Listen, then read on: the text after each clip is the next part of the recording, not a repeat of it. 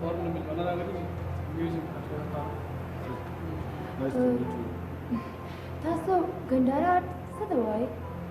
دا آرټ دی زموږ مخکې او ګندهارا د علاقې نوم دی په دې کومه علاقه کې چې دا آرټ ډیولپ شو او دا خلکو جوړ کړ او د بودھ مذهب دا تصویرونه د مهاتما بودھ او هغه د ملګرو جوړ کړل نو هغې ته ګندهارا آرټ ځکه وایي چې د ګندهارا وایي خوشبویۍ ته او په انګریزۍ کې فریګرنس ته د علاقې د ښایست یو د دې د وجې نه د دې نوم ګندهارا و او په هغې کې د پېښور ویلي مردان چارسده شهبازګړه سری بالول تختبی او سواد دیر باجوړ دا علاقې د دریای کابل نه د کابل سیند نه قطب طرف ته او د اباسین نه قبلې طرف ته چې دا کومه علاقه وه دې ته ګندهارا وي او دا د بودھ مذهب آرټ چې دی چې کله مهاتما بودھ پیدا شو نو دا آرټ نه و دا نه د هغه چا بت جوړ کړی او د هغه به صرف د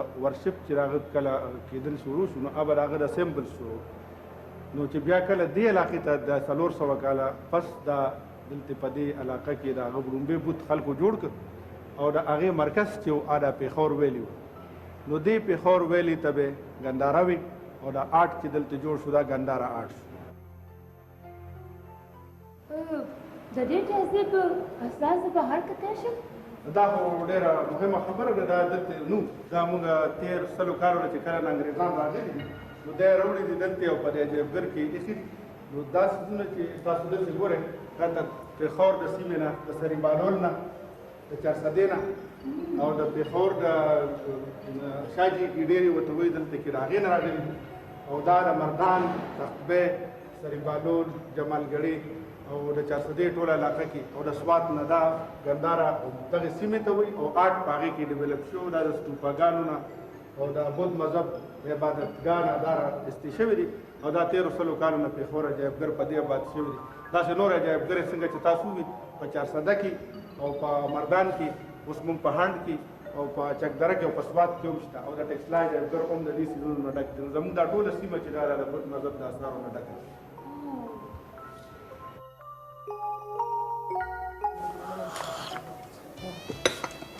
اسې مولانا زه ستاسو ایفرټس اپریشیټ کوم چې تاسو د ګندهارا تهذیب دپاره د لنډن نه پېښور ته راغئ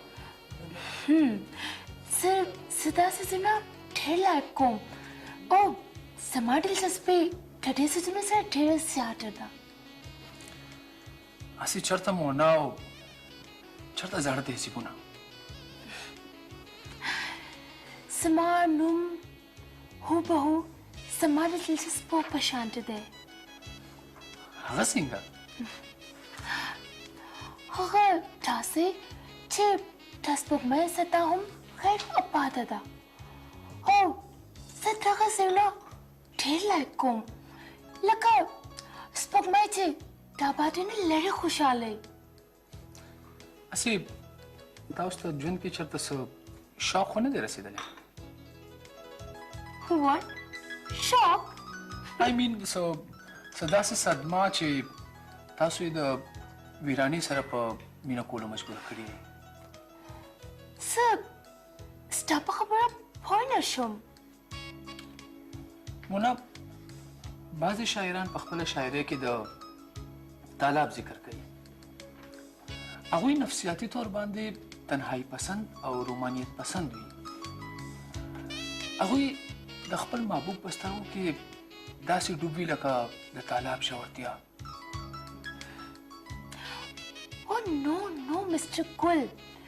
زه poetry لایک کوم خو poet dislike کوم دا ولې شاعران خو د قومونو سترګې او غوږونه یي هغوی خو اوده قومونه راویښوي Stop it, please.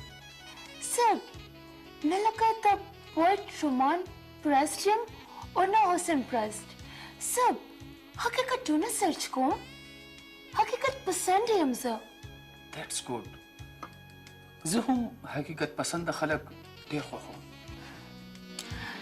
زه حقیقت خوښوم د سپوږمۍ پسې دا ګل قلم نشي کېدی ځکه چې هلته کې نه هوا شته او نه اوبه خو خو مونا ځینې خلک وایي چې د ځمکې ګلونو لا د سپوږمۍ پلوشي رنګونه ورکوي.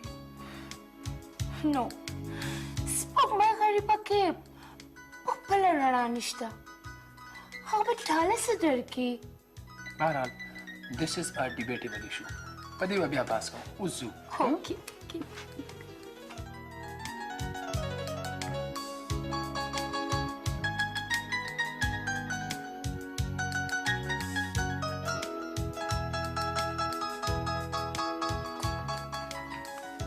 ما خو یې کته کلي ته تللی نه، چیرمین صاحب راله مونا سره ډیوټي لګولې ده. او ستا د کلاسز به څه کېږي؟ کورسز هم په ختمېدو دي. اصل کې مونا دومره ښه جنۍ ده چې ما نه ورته انکار نه کېږي. او تا ته چې ما د نوټس دپاره ویلي وو د هغې دې څه وکړو؟ تیار وکم دله. اصل کې نن سبا ما سره بالکل وخت نشته. د کلاس فیلو دپاره وخت نشته او د بارانو دپاره. پلیز انیلا دا زما پرسنل مسله ده. زما خیال دی ما خپل پرسنل حالات تا نه چې ریپورټ نه دي ساتلي.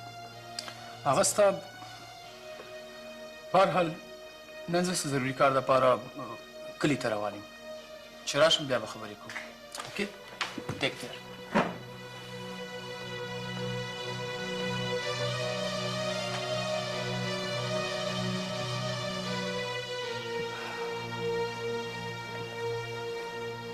ګلاب ما اورېدلي دي چې په مینه کې ډېر زور دی. ګورم بچي زما مینه کې څومره زور دی.